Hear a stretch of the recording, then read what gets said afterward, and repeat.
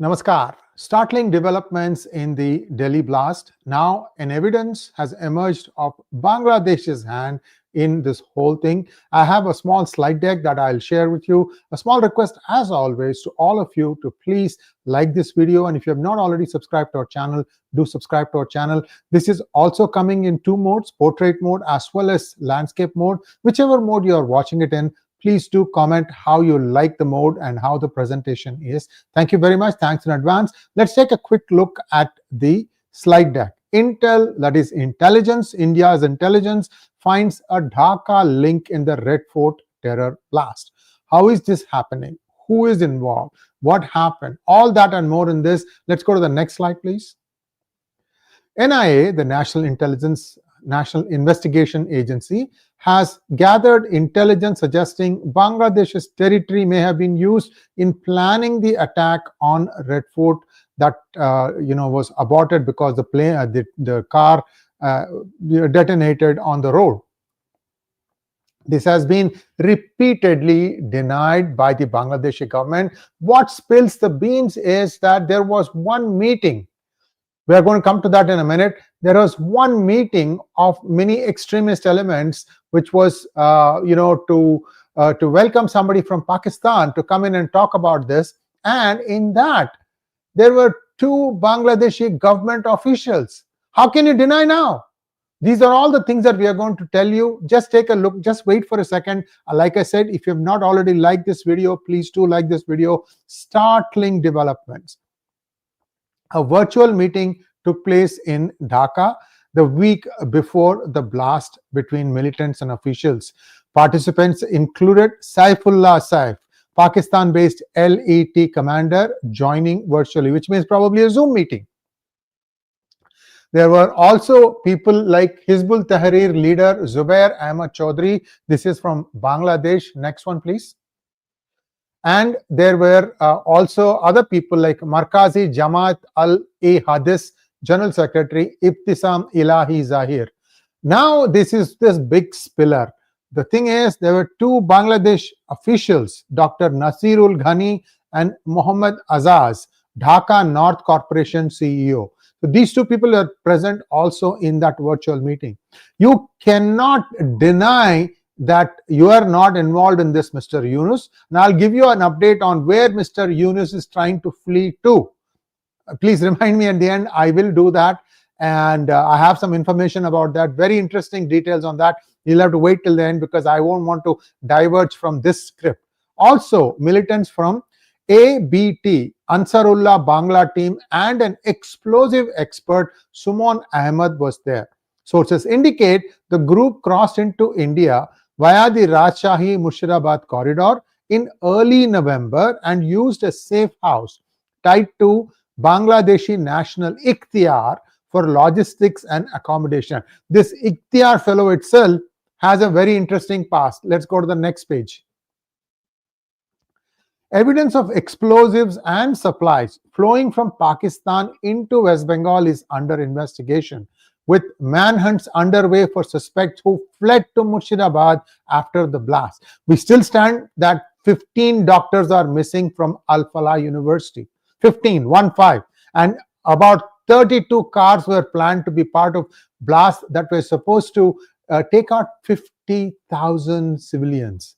50,000 citizens all across India. That was the plan. Next one, please.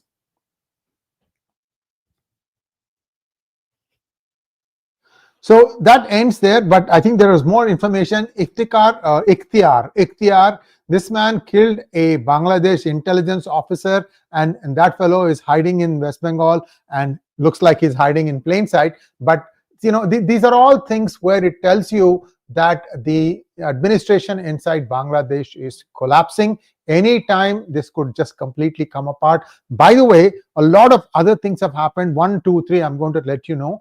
Their national security advisor, who, by the way, is a citizen of the United States. Guess which other country recently had their NSA also who happened to be a citizen of United States? Anyone guess? I'm giving you a couple of minutes to guess the answer. Okay, so let's move on. So the NSA is coming to meet with Ajit Doval. I think it's either today or tomorrow, in the next couple of days. And there is something that is definitely brewing. And any answers? Prabchan is spot on. Pakistan. Imran Khan's NSA was an,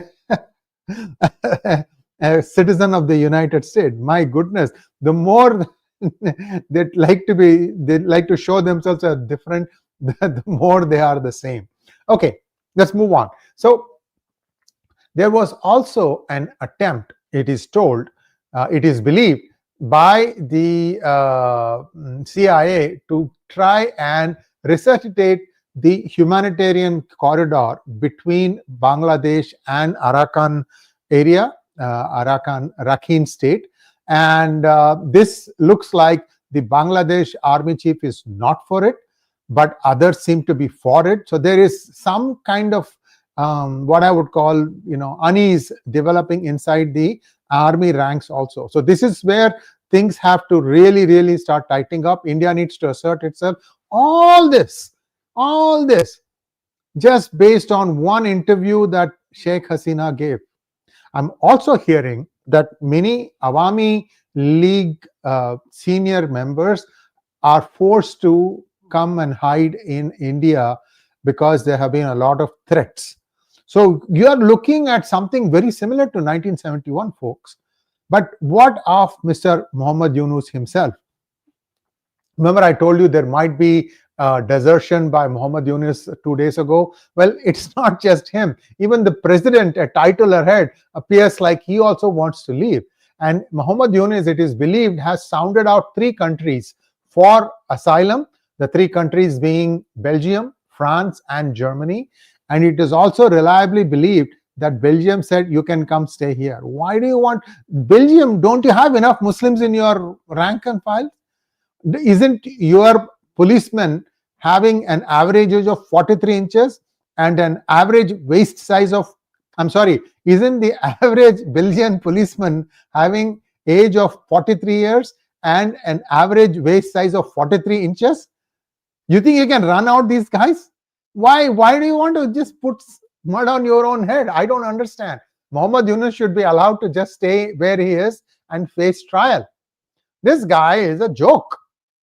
And it is a cruel joke on the Bangladesh people, because what I'm also hearing is that Bangladeshi exports, especially garment industry, is beginning to, hit rock bottom.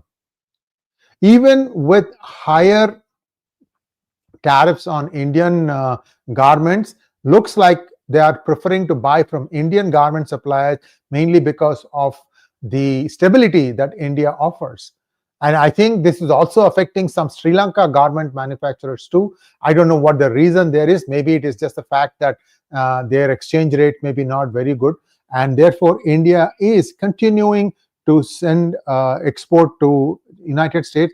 I believe the duty tariffs on exports is around 20-25%, not 50%. Again, this is just my belief, and that continuing the exports from India of garments are continuing to grow. This is all, very reliable sources. That's all I can say. Somebody who's fairly high up in the garment industry circuit has updated us with this information. Be that as it may, what I'm trying to say is Bangladesh is going to go down the toilet if they don't do course correction almost immediately.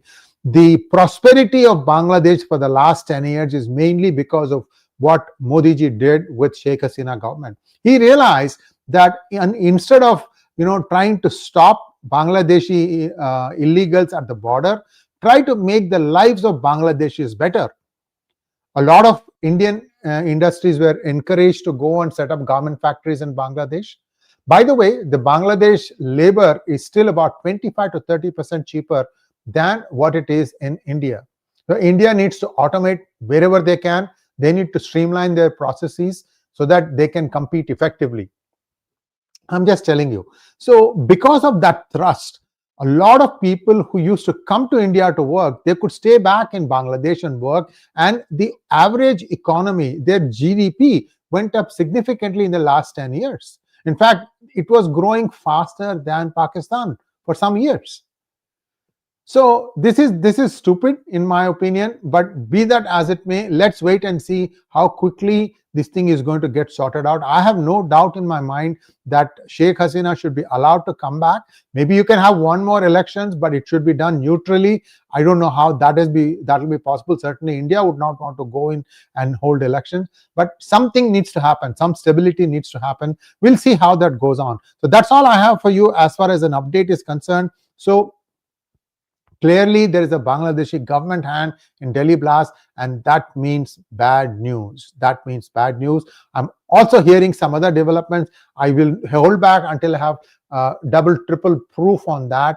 And this involves the Rajshahi area. I'll let you know about that after I've got more proof. So that's all I have. If you have any questions, we can take them now. Looks like there are no questions. Thank you once again. It is a little bit late at night in India and elsewhere. And thanks once again for tuning in such large numbers to get the update. We will keep you posted on more developments. This is certainly turning out to be a huge conspiracy. They wanted to kill 50,000 Indians. Don't they realize that at least 500 to 1,000 would be Muslims in that? These people are lunatics, is all I can tell you. Thanks for watching. Namaskar.